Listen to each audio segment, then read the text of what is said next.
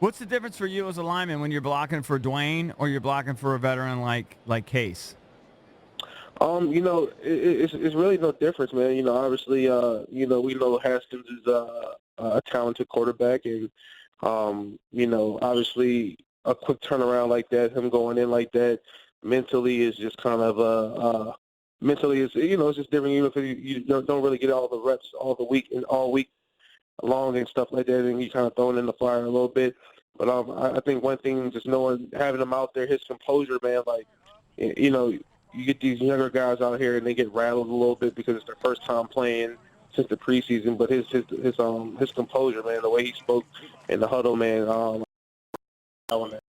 Impressed. What happened when you guys had the timeout? Then you came out of the timeout and had to take another one, right? You got all messed up there. Do you know what happened there? I'm not sure. I'm not sure if how the play call came in, or I'm not sure what happened. Obviously you don't want to waste timeouts. Because you want to have those later on in the game.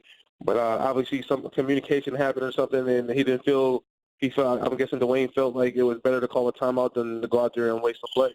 How do you think you fared individually in run blocking and pass blocking yesterday? I honestly think I probably had one of my better games. I think as an offensive line, though, we compared to what happened on Monday, against the Bears, and then compared to what happened this week, I told the guys for the offensive line, man, look, all you can do is keep on putting on the tape. At the end of the day, coaches, people who know football are going to look at the tape and see that, I think as an offensive lineman, we played better. We came back and answered the call of playing better than we did the previous game.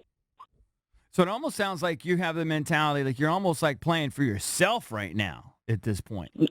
No, not at all. Not at all. I mean, we, as a group, as an offensive line, man, we stick together. And, you don't want to get in that predicament. Like I tell our offensive line, you don't want to get in that predicament where you're down by 20-something points. Everybody in the world knows you're passing the ball, and you get beat by a guy that you shouldn't even had a chance of beating you because, you're like, all right, whatever, we already lost.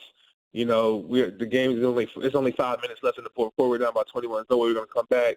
You don't want to have that mentality and somebody slip up and get an easy sack off of you, and then you look back like, dang, like I should have never gave up that sack. So my job is for us, no matter how the score looks, we got to keep on putting on the tape, man. We don't want to give up no easy sack in the end of the game that shouldn't have been there. So our tail of the tape is just to keep on putting on tape.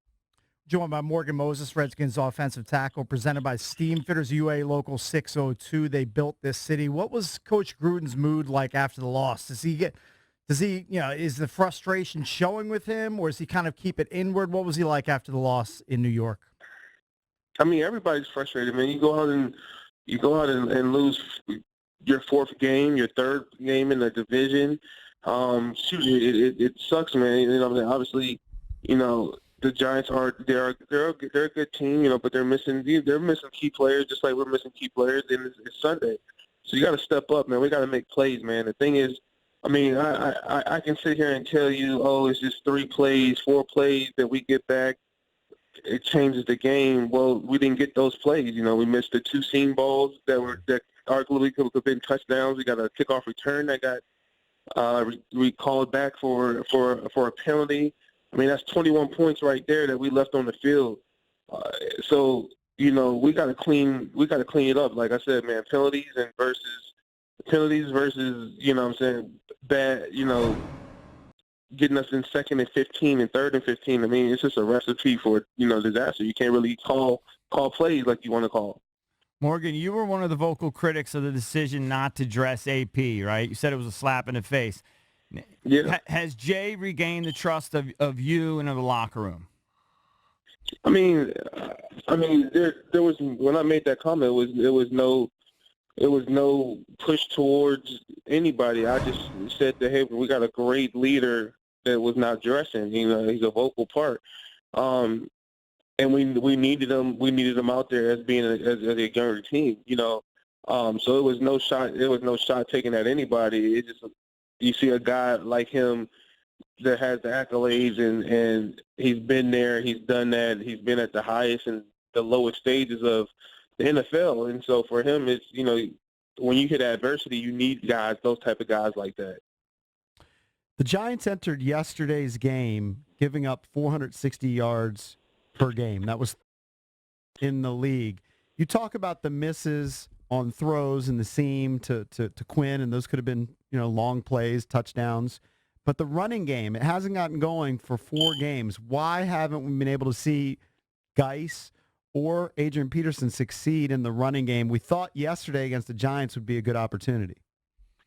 I mean, at the end of the day, man, I don't even know how many carries we had this game or what the stats were. I mean, just talking to the guys, man, on the sideline and after the game, man, we had some runs where we stuffed it for 4 or 5 yards, and and then you stuff it for 4 or 5 yards, and you look at that. I mean, 4 or 5 yards, that's great, man. That's great play calling. You put you instead of 2nd and 10, you're in 2nd and 5, 2nd and 4. Yeah, but that didn't happen that often. You guys were 17 and 55, and 23 of those were on Dwayne running for his life.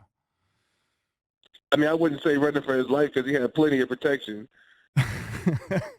Hey, well, let me ask you AP this. was I 11. don't mean that to insult you, Morgan. It is what it is. You want the stats? AP was 11 for 28. That's 2.5 yards per carry. And Chris Thompson, 4 carries, 4 yards. So the running backs had 32 yards rushing. Yeah, there's nothing. I mean, at the end of the day, when you're down by 21 points, man, it's hard to stick to True. the game plan of running the ball. Like, But I mean, you that's 15 can't run the ball carries for 32. You can't run the ball. You can't run the ball when it's 2nd and 15. You got to throw the ball. You got to make up that yardage. So, True. I mean, you look at it. Everybody wants to nail the running game. The running game is there. We're not in the predicament to run the game. We're not run the ball. We're not in the predicament to all these plays that we put in that we want to get to that are special plays for Adrian Peterson. We can't get to them if they're 2nd and 15, 3rd and 15. I mean, it's pretty much passing the ball after that. Like you said, with 55 attempts throwing the ball, you said? Well, no. What I said was 55 yards total. Yeah, 55 yards total, but that 23 was Dwayne. So really, the running backs were 15 of 32. So it's hard, and I don't want to argue with you, Morgan, but it's hard to say that you really got the running game going. Well, when you're down by 20, when you're down by 21, like what does the defense do? Like, they know you're passing the ball. You're going to stack this. On first down, they're going to stack the box and say, hey, basically, you're going to beat me in the air.